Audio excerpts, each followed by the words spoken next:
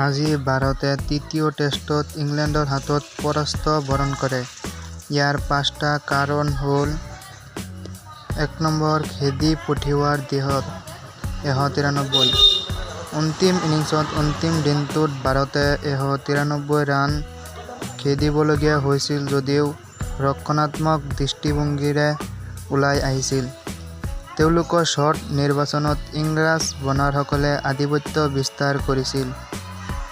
দ্বিতীয় ইনিংছত Jofra archer আৰু ষ্টকছে 3টাকৈ উইকেট দখল কৰে।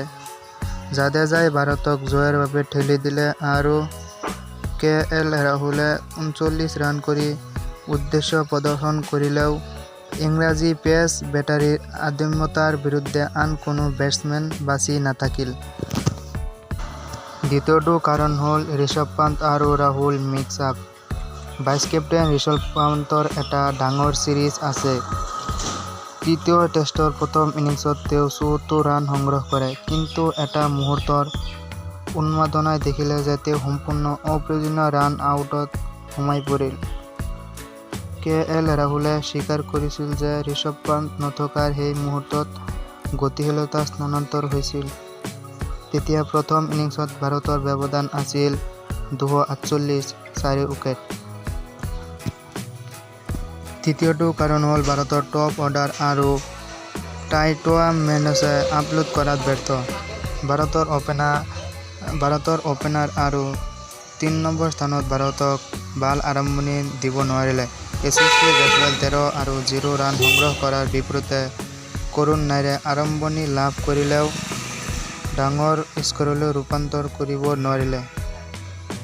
কৰুণ নাইৰে এতিয়াও ধাৰাবাহিকখন আপলোড কৰিব পৰা নাই। আকাশদ্বীপক নৌ চকীদাৰ হিচাপে পঠিয়াবলৈ ভাৰতৰ কৌশলে প্ৰতিক্ৰিয়াৰ সৃষ্টি কৰিছিল। চতুৰ্থটো কাৰণ হ'ল প্ৰথম ইনিংছত জেমি স্মিথৰ ড্ৰপ। প্ৰথম ইনিংছত কে.এল. ৰাহুলে যেতিয়া জেমি স্মিথক ড্ৰপ কৰিছিল তেতিয়া মহম্মদ চিৰাজে স্তম্ভিত হৈ পৰিছিল। ইংলেণ্ডৰ উইকেট কিপাৰগৰাকীয়ে 56টা বলত 51 ৰান সংগ্ৰহ কৰি 365ৰ পৰা 355 ৰান সংগ্ৰহ কৰে। পঞ্চমটো কাৰণ হ'ল এক্সট্ৰা গ'ল। ভাৰতীয় বলাৰসকলে প্ৰথম ইনিংছত 13টা এক্সট্ৰা আৰু দ্বিতীয় ইনিংছত 32টা এক্সট্ৰা লাভ কৰে।